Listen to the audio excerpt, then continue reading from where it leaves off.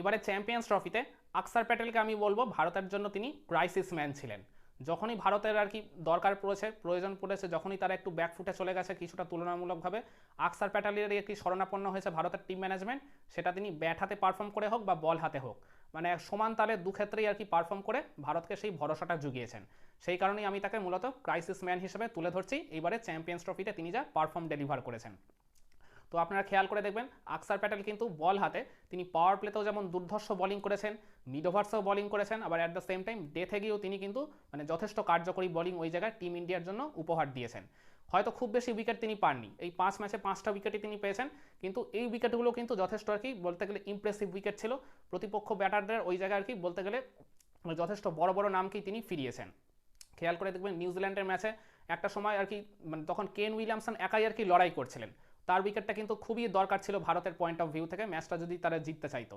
তো ওই জায়গায় আকসার প্যাটেল তার স্পেলের একেবারে লাস্ট ডেলিভারিতেই মানে তখন কেন উইলিয়ামসন কয়েকটা আর কি শট মানে একটু ডাউন দ্য উইকেটে এসে খেলছিলেন, কিন্তু সেভাবে কানেক্ট হচ্ছিল না। তো আকসার প্যাটেল তার সাথে খুব ভালো একটা মাইন্ড গেম খেলে তিনি বলের লেংথটাকে একটু পিছিয়ে দিলেন, আর কেন উইলিয়ামসন ঠিক ওই ভুলটাই করলেন, ডাউন দ্য ট্র্যাকে এসে খেলতে গিয়ে বলের লাইন মিস করে স্টাম্প হয়ে গেলেন।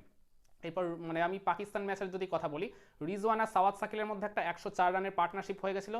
24টা ওভার তারা ওই জায়গায় ব্যাটিং করে ফেলেছিল, ভারতের কোনো বোলারই পার্টনারশিপটা ব্রেক করতে পারছিল না।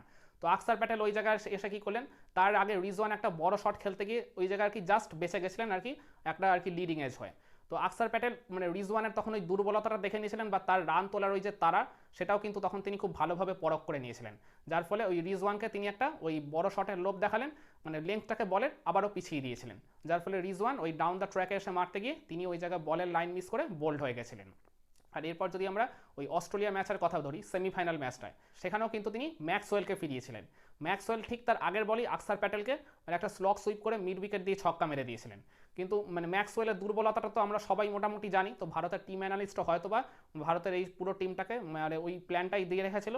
তো আকসার প্যাটেলও ঠিক ওই অনুসারেই বলের লেংথটাকে সামান্য কয়েক মিটার পিছিয়ে দিলেন। আর ম্যাক্সওয়েলও ঠিক আমরা জানি তিনি ওই একবার ছক্কা মারতে পারলে মানে পরপর যে ছক্কা মেরেই যাবেন বা ওই আর কি অ্যাটেম্পটই করতে চান, তো ওইটাই আর কি তিনি করতে গেলেন নেক্সট ডেলিভারিতে, বলের লাইন মিস করে ওই জায়গায় পুরোপুরি বোল্ড হয়ে গেলেন।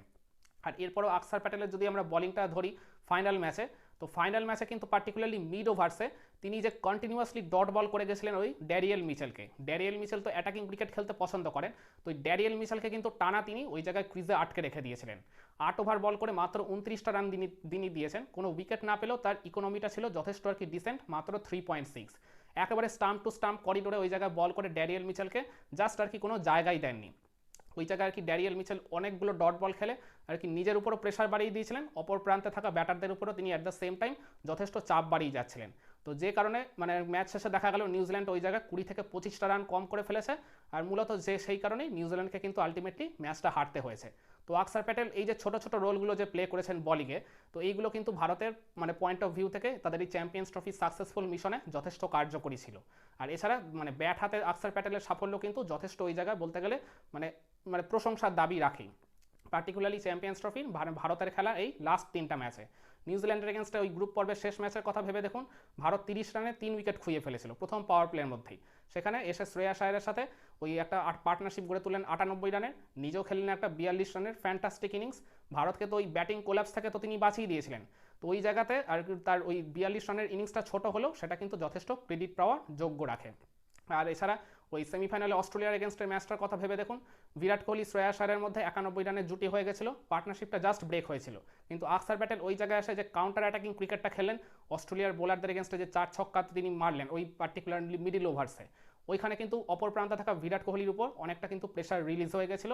আর তার থেকেও বড় কথা, বিরাট কোহলির সঙ্গে ওই 4th উইকেটে 44 রানের একটা পার্টনারশিপ তিনি গড়ে দিয়ে গেছিলেন, যেটা বলতে গেলে ওই মানে সিচুয়েশনে বা ওই ম্যাচের পয়েন্ট অফ ভিউ থেকে অমূল্যের থেকেও অমূল্য ছিল। আর এছাড়া ফাইনাল ম্যাচের কথা ভেবে দেখুন, এখানেও কিন্তু মানে আকসার প্যাটেল যখন ব্যাটিং করতে নেমেছিলেন তখন কিন্তু ম্যাচটা প্রায় 50-50 অবস্থায় চলে গেছিল। রোহিত শর্মার আর কি উইকেটটা তখন ভারত খুইয়ে ফেলেছিল, 122-এ 3 হয়ে গেছিল, 26 ওভার তখন আর কি মানে খেলা হয়েও গেছিল, মানে তখন যে আর কি ভারত জিতেই যাবে এরকমটা কিন্তু নিশ্চিত হয়ে বলা যাচ্ছিল না। তো ওই জায়গায় আকসার প্যাটেল এসে ওই শ্রেয়াস আয়ারের সাথে জুটি গড়লে তুললেন 61 রানের, আর ওই জায়গায় নিজেও একটা ফ্যান্টাস্টিক ইনিংস খেলেন 40 বলে 29 রানের। আর এই 61 রানের পার্টনারশিপটা হয়েছে মাত্র 75 বলে। আর যে কারণে আমি মনে করি মানে ভারত তো ওই জায়গায় রানটা চেস করছিল, তো ওই জায়গায় আর কি একটা প্রবল আশঙ্কা ছিল যে ফার্স্ট ইনিংসের ড্যারিয়েল মিচেলও কিন্তু এরকম 2-3টা গুরুত্বপূর্ণ পার্টনারশিপ করেছিলেন, কিন্তু ওই জায়গায় অতিরিক্ত ডট বল খেলার জন্য তার ওই পার্টনারশিপগুলো দিন শেষে কিন্তু খুব একটা কাজে আসেনি। তো ওই আর কি ভুলটাই হতে দেননি আকসার প্যাটেল আর শ্রেয়াস আয়ারের এই জুটিটা, পার্টিকুলারলি আকসার প্যাটেল। তিনি তো কাউন্টার অ্যাটাকিং ক্রিকেট খেলেছেন ওই জায়গায়, আবার অ্যাট দ্য সেম টাইম যখন প্রয়োজন হয়েছে আর কি ব্লক করে ডিফেন্সও করেছেন আর কি নিউজিল্যান্ডের বোলারদের এগেনস্টে।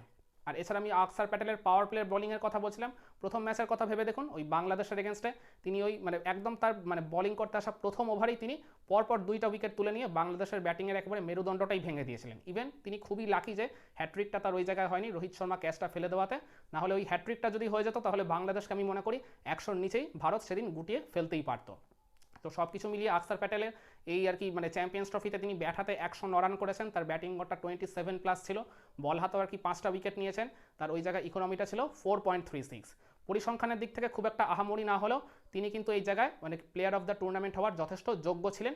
তো ওই জায়গায় Rachin Rabindra player of the tournament হয়েছেন ঠিকই, আমি মনে করি রাচিন রবীন্দ্র থেকে আকসার প্যাটেল এই জায়গায় পরিসংখ্যানের দিক থেকে কিছুটা পিছিয়ে গেছেন, কারণ রাচিন রবীন্দ্র ওপরের দিকে ব্যাটিং করেন, তিনি ওপেনার হিসেবে খেলেছেন, তো ওই জায়গায় তিনি ডেফিনেটলি ইনিংস গড়ার জন্য অনেক সময় পেয়েছেন। এছাড়া বল হাতেও তিনি ওই জায়গায় 2-3টা উইকেট পেয়েছেন এই টুর্নামেন্টে। তো সব কিছু মিলিয়ে আকসার Patel player of the tournament না হলেও তিনি ভারতের যে ক্রাইসিস ম্যান হিসেবে আর কি দেখা দিয়েছেন এই চ্যাম্পিয়ন্স ট্রফিতে, ব্যাট হাতে বা বল হাতে তার এই ছোটো ছোটো পারফরমেন্সগুলো যে টিম ইন্ডিয়ার সাফল্যে অনেক বড় একটা অংশীদার হয়েছে। এই কারণে আমি মনে করি আকসার প্যাটেল ভারতের পয়েন্ট অফ ভিউ থেকে একজন ইম্প্যাক্ট প্লেয়ার আর প্লেয়ার অফ দ্য টুর্নামেন্ট তিনি আর কি টিম ইন্ডিয়ার পক্ষে। একমত হবেন আমার সাথে? কমেন্ট করে আপনার মতামতটা জানাতে পারেন।